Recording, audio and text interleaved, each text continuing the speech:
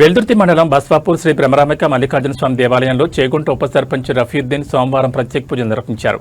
ఆషాఢ మాసం సోమవారాన్ని పురస్కరించుకుని స్వయంభూగా వెలసిన శ్రీ బ్రహ్మరాంబిక మల్లికార్జున స్వామికి పంచామృత అభిషేకాలు, అష్టోత్తర నామాలతో పూజా కార్యక్రమం నిర్వహించారు. కులమతాలకు అతీతంగా ప్రజలందరూ ప్రేమానురాగాలతో ఉండాలని, భక్తిభావాన్ని పెంపొందించుకోవాలని పిలుపునిచ్చారు. ఆలయ ప్రాంగణంలో అన్నదాన కార్యక్రమాన్ని ఆయన ప్రారంభించారు. ఆలయ అభివృద్ధికి తన వంతుగా కృషి చేస్తారని పేర్కొన్నారు. ఓం నమః శివాయ, ఓం నమః శివాయ, ఓం నమః శివాయ. శ్రీ బ్రహ్మరాంబ సహిత మల్లికార్జున స్వామి దేవాలయము మెదక్ జిల్లా వెల్దుర్తి మండలం కుక్నూరు గ్రామం బస్వాపూర్ క్షేత్రంలో గల కొండ గుహల్లో వెలిసిన శ్రీ బ్రహ్మరాంబ సహిత మల్లికార్జున స్వామి దేవాలయము. ఇక్కడ స్వయంగా వెలిసిన పుట్టులింగం ఉంటుంది, జంటలింగం ఉంటుంది. ఇక్కడ ఏరియాకి ఇదే పెద్ద టెంపుల్. ప్రతి సోమవారం అన్నదానము, ప్రతి అమావాస్య పౌర్ణమికి అన్నదానము అఖండ జరిగింది. సార్ ఇక్కడ ఇది 9వ శతాబ్దంలో స్థాపించబడిన శివలింగము. ఒకటి అష్టభైరేశ్వర స్వామి, రెండవది 11వ శతాబ్దంలో అది స్వయంభులింగము, పుట్టిన లింగము.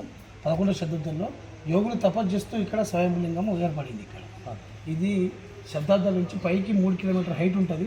అక్కడ కూడా పోలేరమ్మ ఉంటుంది, అక్కడ తిరుమలేశ్వరుడు ఉంటాడు. అక్కడ పైన గుట్ట పైన బండ మీదనే ఒక యక్షగుండం ఉంటుంది. యక్షగుండంలో ప్రతి సంవత్సరము ఎండాకాలము ఎప్పుడు నీళ్లు ఉంటాయి, అందులో నీళ్లు తగ్గాయి. అందులో అంటే యోగులు ఆ యక్షగుండంలో స్నానం చేసేవారు అన్నట్టు. ఈ గుడికి ఈశాన్య దేశంలో కోనేరు ఉంటుంది. ఇక్కడ ఈ కోనేరులో ఎవరు కానీ కోరికలు కోరుకొని ఆ స్నానం చేసినట్టయితే ఆ కోరిక నెరవేరుతుంది. ఆరోగ్యం బాగలేకుండా కానీ, ఉద్యోగాలు రావాలని కానీ, మనము అన్నీ ఏదైనా దరిద్రం పోవాలనేదని దాంట్లో స్నానం చేసినట్టయితే ఆ కోరిక నెరవేరుతుంది. ఇక్కడ ఈశాన్యంలో కోనేరు ఉంటుంది. ఇక్కడ పంచముఖ ఆంజనేయ స్వామి ఉంటుంది, ఇక్కడ గణపతి ఉంటుంది, ఇక్కడ శనేశ్వరుడు అనేది కొత్తగా ఇక్కడ ఏరియాలో ఏడలేదు. ఆంధ్రప్రదేశ్లో, తెలంగాణలో ఎక్కడ లేదు, మహారాష్ట్రలో ఉంది. మహారాష్ట్ర ఇక్కడ ఎక్కడ లేని శనేశ్వరుడు ఏంటంటే ఆ శనేశ్వరుడు లింగంలో శని, లింగాకారంలో శని. పిలిపించిన వారందరికీ మరియు ఇక్కడికి వచ్చిన వారికి అందరికీ నా హృదయపూర్వక నమస్కారం.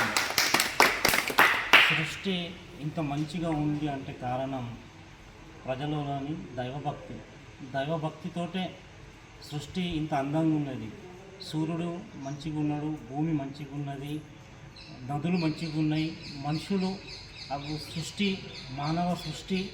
మానవ జన్మ అనేది ఇంకా జరుగుతుంది అంటే దైవభక్తి. అది దైవభక్తి ఉంటే రాక్షసత్వం అనేది దూరం అవుతుంది. రాక్షసత్వం దూరం అయితే మానవత్వం అనేది మనుషులలో వస్తుంది. మానవత్వం వచ్చిందంటే మనుషులు మంచి నడవడిక నడుస్తారు.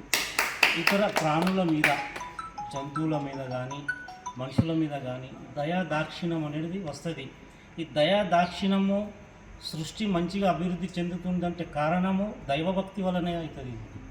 దైవభక్తి లేనివాడు రాక్షసుని సమానం, రాక్షసులుగా మారుతారు మనుషులు దైవభక్తి లేకపోతే. కనుక ఈ దేవాలయాలను బాగా అభివృద్ధి చేయాలి.